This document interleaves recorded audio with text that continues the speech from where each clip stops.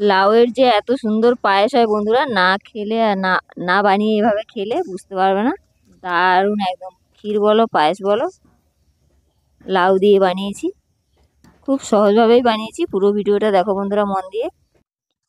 নমস্কার বন্ধুরা, আমি না ব্লগ এবং রান্নাতে তোমাদের সবাইকে স্বাগত। আমি আজ দেখো একটা ছোট্ট লাউ নিয়েছি আর 200 গ্রাম কাঁচা চাল নিয়েছি। কাঁচা চাল মানে আতপ চাল।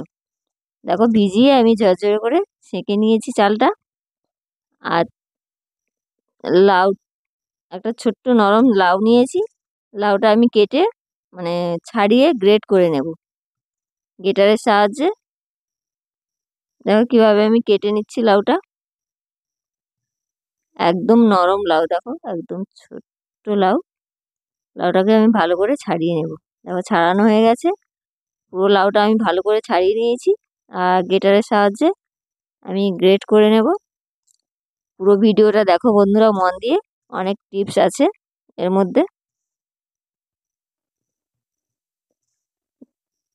দেখো আমার গ্রেট কেমন হয়েছে, এভাবে গ্রেট করে নেব পুরো লাউটা। আর এদিকে দেখো আমি মিক্সার নিয়েছি। চালটা আমি এর মধ্যে দিয়ে আর মিক্সারে গুঁড়ো করে নেব। একদম প্লেন করে গুঁড়ো করে নেব। দেখো কত সুন্দর হয়েছে গুঁড়োটা। ঢেলে নেব। পুরো গুঁড়োটা আমার লাগবে না, তবুও যতটা লাগবে দেব। দেখো লাউটা আমি কিভাবে গ্রেট করেছি। আর চালটাও আমার গুঁড়ো হয়ে গেছে। এদিকে আমার রেডি হয়ে গেছে। আমি এবারে কড়াই বসাবো উনুনে। দেখো কড়াই বসেছি, আমি হালকা একটু তেল দিয়ে তেজপাতাটা ভাজা ভাজা করে নিলাম। তোমরা চাইলে শুকনো কড়াইও দিয়ে লাউয়ের সাথে তেজপাতা দিতে পারো।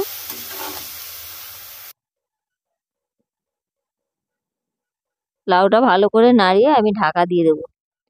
লাউ মানেই জানো বন্ধুরা অনেকটা জল বেরোবে। আমি ঢাকা দিয়ে দিয়ে লাউটা একদম সেদ্ধ করে নেব। দেখো কতটা জল বেরিয়েছে। দিয়ে দেব স্বাদ মতো লবণ। লবণ দিয়ে দিলাম বন্ধুরা। দিয়ে আবারও আমি ঢাকা দেব। আর ঢাকা দিয়ে দিয়ে আমি লাউটা যতক্ষণ না সেদ্ধ হবে ততক্ষণ ভালো করে সেদ্ধ করে নেব।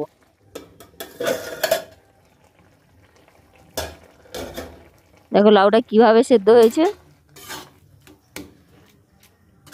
একটু আমি খুন্তির সাহায্যে বা হাতের সাহায্যে একটু ঘেঁটে নিতে পারো তোমরা। আমি খুন্তির সাহায্যে একটু মানে ঘেঁটে নিচ্ছি লাউটা। লাউটা কেমন সিদ্ধ হয়েছে দেখো বন্ধুরা। আর আমি এই গুঁড়ো করে রাখা চাল অল্প অল্প করে ছড়িয়ে ছড়িয়ে নাড়তে থাকবো। অল্প অল্প করে ছড়াবো চাল, আর চালের গুঁড়ি অল্প অল্প করে দেবো আর নাড়বো। খুব সহজ বন্ধুরা এই লাউয়ের পায়েস, আর খুবই সুস্বাদু। বাচ্চা বড় সবাই খুবই পছন্দ করে এই লাউয়ের পায়েস। দেখো অল্প অল্প করে আমি চালের গুঁড়ি দিচ্ছি আর নেড়ে নিচ্ছি। আমি পুরো চালের গুঁড়িটা দেবো না, অর্ধেকটা দেবো।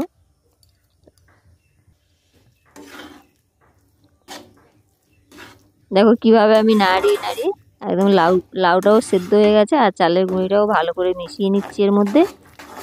আর দেখো কেমন হয়েছে।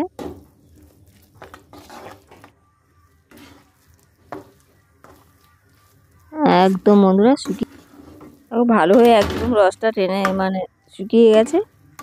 এর মধ্যে দিয়ে দেবো আমি শুকিয়ে গেছে, টেনে গেছে। আর এদিকে দেখো এর মধ্যে আমি দিয়ে দেবো দুধ। দেখো দুধ 1/2 কিলো নিয়েছি, দুধটা গরম করে রেখেছি। আর দেখো অল্প অল্প করে দুধ দেবো আর নাড়তে থাকবো।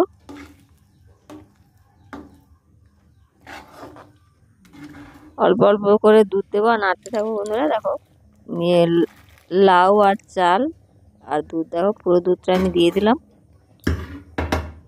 নাড়তে নাড়তে এটা একদম ঘন হয়ে যাবে। এর মধ্যে আমি দিয়ে দেবো চিনি।